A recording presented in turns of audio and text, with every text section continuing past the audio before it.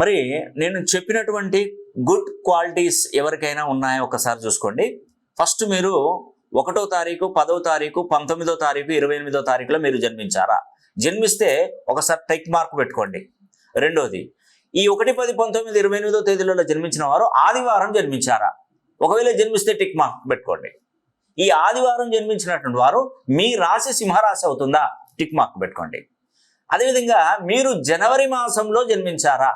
ఈ 4 క్వాలిటీస్ గనక ఉన్నట్టయితే ఒకే ఒక్కసారి మీ పేరుని 270 degrees to 360 degree కోణంలో పేరు బలాన్ని పెంచుకోండి. అద్భుతంగా ఉంటుంది. కానీ నాకు తెలిసి ఈ క్వాలిటీస్ ఎవ్వరికీ కలవవు. నాకు తెలుసు అది. అంటే 100కో కోటికో, అంటే 1 కోటి మందికో, ఒక 50 లక్షల మందికో, ఇట్లా ఎవరికో కొంతమందికి మాత్రమే కలుస్తారు. వాళ్ళు నిజంగా అదృష్టవంతులండి. వారు నిజంగా అదృష్టవంతులు.